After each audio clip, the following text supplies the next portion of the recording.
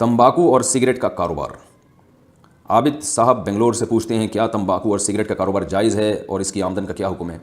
تمباکو اور سگریٹ کا کاروبار بہت سے علماء، عرب علماء خاص طور پر، ان کے نزدیک بالکل حرام ہے۔ تمباکو کا استعمال بھی، سگریٹ کا استعمال بھی۔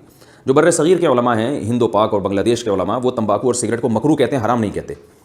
تو عرب علماء کی جو دلیل ہے وہ یہ ہے کہ قرآن مجید میں صاف طور پر اللہ نے حکم دیا ہے کہ اپنے آپ کو ہلاکت میں مت ڈالو۔ اس میں قرآن کی بہت ساری آیتیں ہیں کہ، اور وہ کہتے ہیں کہ جو سگریٹ ہے اور تمباکو، اس کا کوئی فائدہ نہیں ہے، نقصان ہی ہے۔ سگریٹ کینسر کا ذریعہ بنتی ہے اور بہت ساری بیماریوں کا ذریعہ بنتی ہے، اور تمباکو بھی اسی طرح بالآخر انسان کو موت کی طرف لے جاتا ہے۔ تو خودکشی جیسے کھمبے سے چپک کے مرنا حرام ہے، تو ایسے ہی سلو پوائزن دے دے کے اپنے آپ کو مارنا بھی ناجائز ہے۔ جو بر صغیر کے علماء ہیں وہ یہ کہتے ہیں تمباکو اور سگریٹ یہ مکروہ ہے، حرام نہیں ہے۔ مکروہ کا مطلب، مکروہ اس لیے ہے کہ اس سے انسان ہلاک تو ہوتا ہے لیکن یقینی ہلاکت نہیں ہے۔ کئی لوگ 20 سال تک سگریٹ پیتے رہتے ہیں، کچھ بھی نہیں ہوتا ان کو، اور یعنی یقینی نہیں ہے۔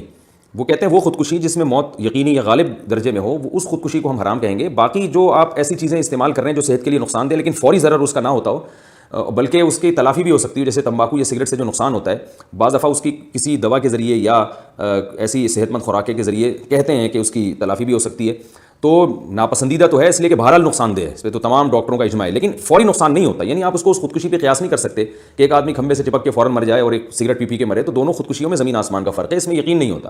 اس کی مثال ایسے جیسے شوگر کا مریض اگر لڈو کھائے تو اس کو ہم حرام تو نہیں کہیں گے، اس لیے کہ بہرحال اس میں موت یقینی نہیں ہوتی، حالانکہ نقصان شوگر کے مریض کو لڈو کھانے کا ہوتا ہے لیکن فوری نقصان نہیں ہوتا، اس کے اثرات دیر پا ہوتے ہیں۔ ہم جو پانی پی رہے ہیں یہ بھی نقصان دہ، یہ جو ہوا آلودہ ہو رہی ہے ڈیزل کاروں سے اور وہ جو دھواں چھوڑ رہی ہیں گاڑیاں، تو وہ بھی تو حرام ہے، ناجائز ہے، اس لحاظ سے کہ اس سے بھی انسانی صحت کو نقصان ہو رہا ہے، لیکن اس کو ایسا حرام نہیں کہیں گے کہ جیسے کھمبے سے چپک کے مرنے والا، خودکشی کرنے والا۔ تو اپنے آپ کو نقصان پہنچانے کے درجات ہیں، فوری نوعیت کا ضرر ہو تو وہ بالکل حرام ہے، اور اس سے کم درجے کا ہو تو حرام نہیں، مکروہ ہے۔ تو ہم یہ نہیں کہہ رہے کہ سگریٹ پئیں اور لوگوں کو پلائیں، بہرحال یہ ناپسندیدہ ہے، مکروہ ہے، اور اگر کسی کو ڈاکٹر بتا دیں کہ آپ کے لیے سگریٹ انتہائی نقصان دہ اور آپ کے موت کا غالب گمانے کہ آپ سگریٹ پی کے، یعنی آپ کے غالب گمانے کہ آپ مر جائیں گے، تو پھر ایسے شخص کے لیے یقیناً سگریٹ پینا حرام ہو جائے گی۔ تو اس لیے یہ گندا کام ہے، علماء بر صغیر بھی اس کو اپریشیٹ بہرحال نہیں کرتے۔ مکروہ کا مطلب یہ ہوتا ہے کہ کوئی کرنے کی چیز نہیں ہے، نہ اس کا بزنس کرنا اچھا کام ہے اور نہ سگریٹ پینا اور تمباکو کھانا اچھا کام ہے۔